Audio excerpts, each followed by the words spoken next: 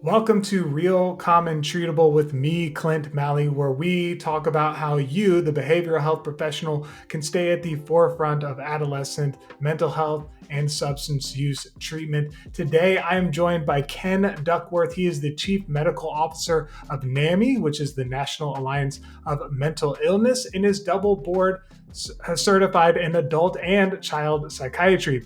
He's also written NAMI's first book, You Are Not Alone.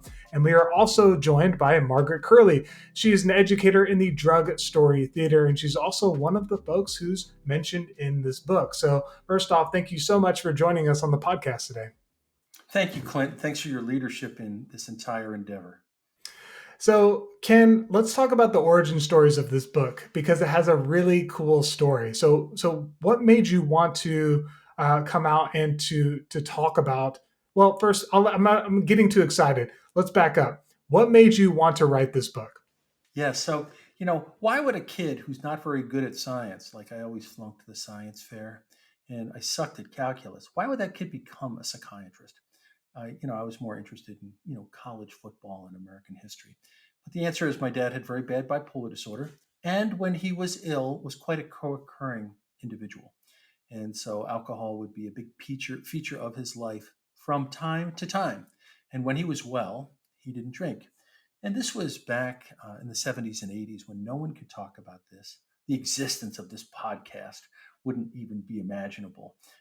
The conversation, much less the format of the podcast. But we couldn't talk about it. And so I felt, what was this thing that was so powerful, but you couldn't talk about? And so I became a psychiatrist to try to help my dad. And I got very interested in the personal experiences in meeting people at NAMI. And I always thought there should be a book which reveals what worked for individual people. And the key is you use your real names. So the average book is I'm a doctor, my patients have taught me everything. Let me tell you about some composite fake patients. Okay, that's fine. I like those books. I also like a good memoir. But to me, I was interested in learning from people. How did you overcome opiate addiction? How did you learn to talk in your family about post traumatic stress and its relationship to your mental health? So the book integrates addiction and mental health. If you're young, you may know the book and website Humans of New York. If you have gray hair, you may remember Studs Terkel, who wrote Working. This book is essentially the Humans of New York, and Studs Terkel meets the mental health and addiction journey. So, I love how you use narrative as one of the primary means for being able to kind of tell this story. I think that narrative is like really important when we're trying to build empathy with somebody, when we're trying to help somebody take that journey. And we all have had opinions or stigmas or whatever beliefs that we've held about a certain group of people or a certain thing or a topic or whatever until we've actually encountered those folks, right? And we've actually gotten to know them. And when we do that, it tends to change our opinion, our experience, our life, our mindset, our worldview, and it all comes through actually interacting with people. So, Margaret, as one of the people in this story, why is it that you wanted to be featured in this book? What gave you the courage to, come out and to have your name in the book? Like, what was that journey like for you? Yeah, absolutely. So, something that's very special about Drug Story Theater, who I work with, is being a teenager, your appearance is everything. The what people are saying about you, these things matter a lot. And with Drug Story Theater, we have a group of adolescents and teenagers who are putting themselves on stage in front of other teenagers and talking about their struggles and their addiction and their recovery. So, working with Drug Story Theater had already sort of conditioned me to feel comfortable with putting myself out there and breaking the stigma because I could see how talking about my personal experiences were benefiting other people significantly. So when I had the offer to be able to contribute to Dr. Duckworth's book, I couldn't turn down the offer because it just seemed like a way that I could take the impact I have with Drug Story Theater and make it exponential to help many more people. So, let's unpack kind of how the structure of this book works because I think the structure is actually really interesting. Um, you made it a point that you wanted the stories of the people to kind of be at the forefront of this book. Can you kind of unpack why you chose to have that be the premise and not tons of research, tons of, clinicians weighing in? Yeah, I think lived experience is expertise. And if you've lived with something for a decade, you've learned something. And I think this has been very undervalued in our field. I love mental health professionals. All my friends are mental health professionals, many of my friends, right? I hang out, I go to dinner with mental health professionals. We're fantastic. There's such a profound shortage of mental health professionals. So I asked the question, what could we learn from each other? I think there's an untapped font of knowledge in both individuals and family members. So I interviewed 80 individuals with lived experience, and I took all comers from panic attacks to hearing voices to opiate addiction, to substance use disorder co-occurring with bipolar disorder. Then I took 50 people. I took all comers. I took volunteers who wanted to share their story and how their family communicated better, how their family had to deal with leverage, the complexity of not knowing what to do. Uh, these are all very honest things. The back of the book, I did ask America's All Stars to answer common questions at the back of the book. So I don't ignore evidence and research. I just feel that that needs to be integrated with the first person lived experience, which I consider a kind of expertise that we have undervalued. So I love that you bring this up. It reminds me of I was talking about speed or upper addiction with an expert at a residential detox facility. And one of the things that I was trying to compare the addiction of speed, right, to like, you know, and level the field with like everybody's addicted to something, right? Like people are addicted to coffee. And I was talking about my coffee addiction, how I drink a ton of coffee and how it's really hard for me to stop. And so when I posted this video and this podcast, and a lot of people were commenting, they were like, yo, like, how can you compare the two? Like, please, like, get out of my face with this. Like, that is coffee and speed are completely different things. And what it revealed was that there is a big difference between the people who have lived the experience and the people who are trying to relate the experience, and also the people who are trying to help, right, or who are in like the periphery of that experience, right, of that addiction, of that mental health condition. And Margaret, you kind of mentioned, you talked about teens and like understanding image and body image, and one of the things that this made me think of was the fact that if we're trying to get insight into overcoming addiction or overcoming mental health challenges, why would we not first lean into the people who have actually come through it on the other side, who are able to like maintain some sort of like balance within their life, and maybe not overcome their addiction, but figure out how to live with their addiction or live with their mental health challenge, right? So within your own story and from the stories that you've gleaned, Margaret, what was important for you to tell from your experience? Yeah, so a bit of backstory on my experience. I believe I come in from sort of a family member and lived experience individual in the novel. I speak on my experience living in a household with an alcoholic who eventually passed away from his addiction. This was my father.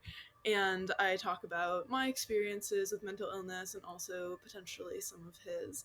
Um, so, something that I find important to highlight from that is I've spoken about this a bit with drug story theater, but adverse childhood experiences, these are essentially experiences that range from being raised by a parent who is incarcerated, being around sexual abuse, mental illness, etc., and how this impacts people fundamentally as they grow up and also puts them at a higher risk of future mental illness, substance use disorders, and an array of health issues as far as heart disease. And so I found it important to discuss those experiences that I had and the actions that I've been taking going forward in my life and how I've been recognizing those adverse childhood experiences that I had, but also how I continue to combat those going into a professional career, studying public health, and being able to create a positive impact out of those negative experiences. And that's a lot of the motivation that I see among my peers in drug story theater as well, who take this addiction where they absolutely could have said, I've been in jail, I've been in rehab for years. Where am I supposed to go from here? And they've actually found a community among their peers in drug story theater. They've been able to make amazing professional connections. I mean, these are individuals who at one point were using heroin before their 13th birthday and are speaking at Harvard Medical School on a panel of professionals. And so, changing that narrative and explaining how we can take these negative experiences and it actually can leverage us professionally as experts, as Dr. Duckworth explains, has been a very positive experience for me in undergrad, but has also really motivated me to continue doing work in this field. Wow. Yeah. So you kind of grew up around addicts. I can relate. You know, my mom's an alcoholic. My dad is a meth addict. My dad is homeless. And I remember the question that people kept asking me was like, how did you end up okay? Like, whatever happened, between you and your siblings? And I think it's cool that you were able to kind of unpack and to kind of like go back because it can be triggering. It can be traumatizing sometimes to recall those experiences and to relive those, but for you to do that for the sake of other people who might share in that same struggle, like that's a really helpful and uplifting thing. And it's awesome that you're able to do that. Dr. Ken Duckworth, can I ask you to kind of, did you see any patterns when you're looking at all of these stories and you're thinking about, okay, for clinicians, for professionals in this field, what were some of the things that you noticed that stood out as patterns that maybe you didn't expect at the beginning of this project? Yeah, thanks, Clint. It's a great question. The power of peers is something that I was undertaught. So I go to medical school, I end up at a Harvard residency, semi fancy. I hang around smart people doing research. And what they told me what was helping people was the things that they were doing. And I can't tell you how many people I interviewed. So the guy who helped me the most was the person I sat next to in the hospital at the detox, the person who said to me, "You can do it. I lost everything just like you." So I actually had a chapter in the initial design. As you know, when you're building a house, you have a design plan and then you realize, oh my God, the tree that I thought was going to provide shade is no longer there. So I need to move the windows a little bit. I had a chapter called The Power of Community or The Value of Community. And I changed that to the power of peers and community. Because what I took away from so many interviews in mental health and addiction was how much people had helped each other. And so I just said, it would be malpractice to write this book without kind of the focus on what peers do for each other in informal and formal ways. So I talk to people who are peer specialists, people how to become a peer specialist is one of the expert answers in the back of the book. I'm trying to basically give this balanced perspective. That was a big takeaway for me because professionals often ascribe good outcomes to their actions. And I do believe that we do good every day. I do believe that. But what I didn't appreciate was all the other time that I wasn't working with somebody as an outpatient psychiatrist, for example, or consulting to an inpatient unit. Now, what they were doing every day could also be really therapeutic. So that was a powerful takeaway for me. And I think I'm going to say 30 people out of 80 emphasize that point, like the power of the community, the power of learning from someone who had been there. This, of course, very much affirmed the concept of the book because I was thinking, all right, this is the real deal. And what was out there also interesting to me, Clint, one of the publishers who bid on the book, I'm a rookie author. I never written a book before. All the proceeds go to NAMI. This is a straight up love gift, right? 5 publishers bid on the book, and one of them said to me, "You can't get people to use their real names." And I thought, what's interesting about that is that was probably true a decade ago. Something has changed in our society, and you and your podcast, your community, your work, it's all been something where people realize that instead of privacy and isolation, they're going to choose giving in the hopes that it would help another person. It wasn't hard for me to find more than 100 people. In fact, I could have found 1,000 people. And what was interesting to me was that very few people were conflicted about it. I would give people opportunities to get out of it. I talked to them beforehand. Do you want to, you don't have to do this. We're good. You can look at the transcript. No, I want to read the transcript. Do you approve this quote? That quote's great. I said, once there's 100,000 of these, it's going to be hard to take the quotes back. Don't worry. If this happened to me, it happened to someone else, whether it's child sexual abuse or overdose from OxyContin, gotten out of a neighbor's, parents' grocery store. Medicine cabinet, or living with voices, and just the realization that you're going to have to live with voices. And the idea that your experience could help another person was the most powerful thing that people said to me over time. That my little story of suffering as a family member or as an individual could help another person, that makes everything, including what I went through, worthwhile. So altruism is alive and well, Clint. That's the big takeaway. Nobody get paid for this. NAMI's going to make some money over time, but it's all in service to this larger mission of getting information out there, letting people be experts of their own experience, because I think it can help others. Try to find an addictionologist who can see you and accept your insurance in 3 days. Trying to find a child psychiatrist who will take your insurance. It's not really very easy now, given the supply limitations and the demand explosion. This is not to replace professionals. Love me some professionals. This is to add to the portfolio of people you can learn from. Yeah, something that sticks out to me with what you're saying is that when we think about treating mental health or substance use, we tend to look at it as that trifecta of bio, psycho, social, right? The biological factors, the social factors, um, and the psychological factors.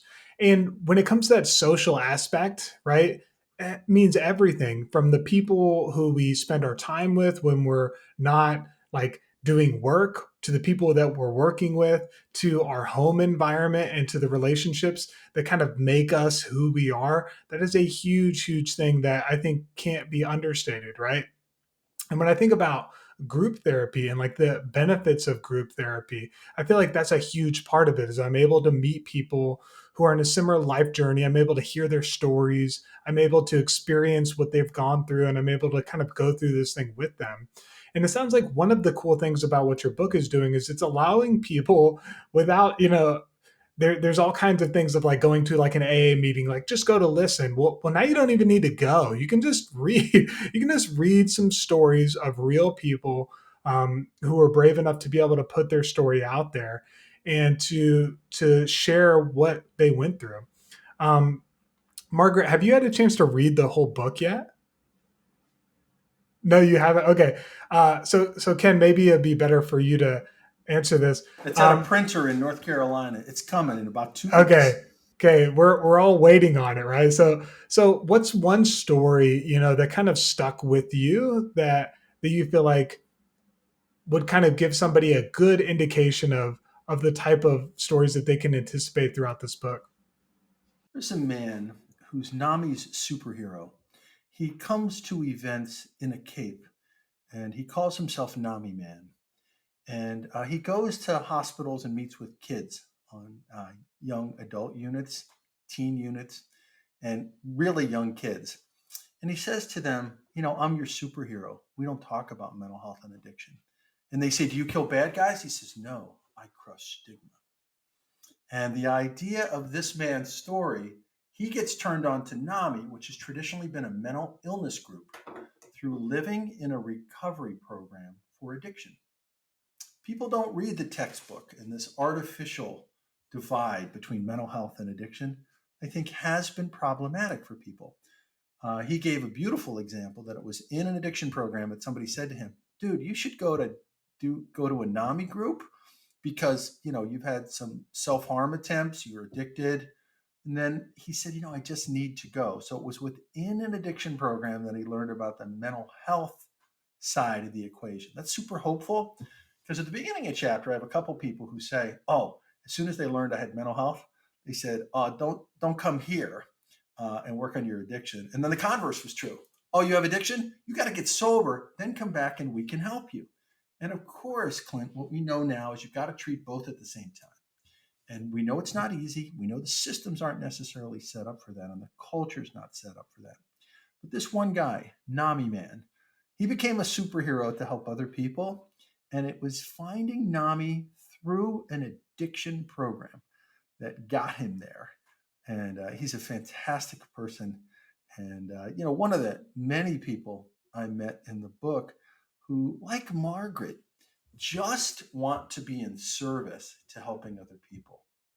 It's kind of beautiful, when you run across 130 such people. So this made the pandemic really kind of a delight for me.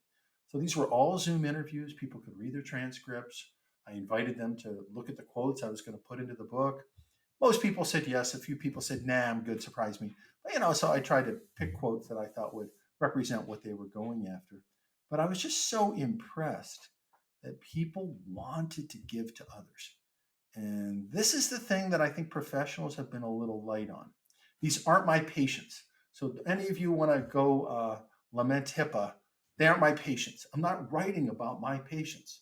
I have this big platform at the National Alliance on Mental Illness, and I'm using that gigantic platform with 700 affiliates and hundreds of thousands of members to basically give people's voice, a chance to help others. And that was the whole idea of the book. And that publisher that didn't think people would use their real names didn't get the book, because I found publishers who got it. And they said, this is it. Humans of New York meets mental health and addiction journeys. Let's go. And that's what I wanted, because I thought this is the book that I was born to write. And again, I grew up with this in my own life. And I go to bookstores, Clint, and I'd see 1,000 memoirs and 1,000 textbooks. And I think, isn't that funny that there's nothing that's integrated? Personal stories and lessons with scientific evidence. That's the book. Yeah, it reminds me, like some of my favorite things where I've really learned a lot about life have been through memoirs, where I've been able to kind of live vicariously through somebody else and their experience. And it's one thing to read a history book that gives you the facts about how many people were killed or who was fighting who or whatever, but it's a whole other thing to actually be in the shoes and to experience it through that person's lenses, through that person's eyes, right? And Margaret, it's kind of it reminds me a little bit about this drug story theater where you're going through and you're doing this process live in front of people, right? So what's kind of that process, and why is story, in your opinion, a powerful medium to help connect people who might have like no relationship with mental health or substance use, but to be able to experience that? Why is that something that the theater and telling those stories has a ability to achieve? Yeah, absolutely. So, drug story theater, a lot of the venues that we are performing in are middle or high school auditoriums. And as you can believe, getting an auditorium full of 12 to 17-year-olds to listen to a health issue that many times they don't relate to, or we're going there to talk about a health issue that they have yet to interact with, or maybe it's only touching a few students. Um, we wonder, how do we captivate such a difficult audience? And it's not always easy. I will say, it sounds great on paper, but it is not always easy. Um, but anywho, these stories allow us a way to connect with people and hopefully take sort of maybe some of the humor or stigma that we use to detach ourselves from the topic of substance use or mental illness, um, and try to make it serious in a way that allows these students in this demographic to still be attentive. So the format of the presentations that we do are, we have scenes that are acted out among the students, and then we have breaks where we talk about the neuroscience behind addiction, and we talk about the statistics and the facts. So there will be Hold on, Margaret. Can I ask a clarifying question? yeah. When you say that it's acted out by the students, so you're giving these students a script, or how does it? No, No. sorry. So how this works? So, Drug Story Theater was created originally among a group of students who went to Castle, which was um, an inpatient recovery high school. Then it shifted to, some of those students carried over, but the adolescent psychiatrist who was running Drug Story Theater started outsourcing students from other places and broadening the theater company, I suppose. So I still call them students, but these are specifically the members of Drug Story Theater who are performing. But all of these people are adolescents who are in recovery with addiction and usually comorbid mental illness as well. So we perform different scenes, and these are scenes from their lives, their lived experiences. So it's unlike health class where you see a video and it's kind of a corny video of people at a party using lingo from whatever person a decade older than you thinks is what teens use. But it's actually the lived experiences of people the same age as the students in the audience. And so it's much more relatable, and we are still being serious and educating these students when we say, you see the scene of kids doing coke, and maybe we're talking to a group of middle schoolers who have never interacted with cocaine in their lives, but 5 minutes later we're sharing, this percentage of students will become addicted to drugs if they don't wait. If you just wait until you're 21 before you start experimenting with drugs and alcohol, your likelihood to develop an addiction is this much lower. So there's also different identities represented on the stage that I find really beautiful and important about Drug Story Theater.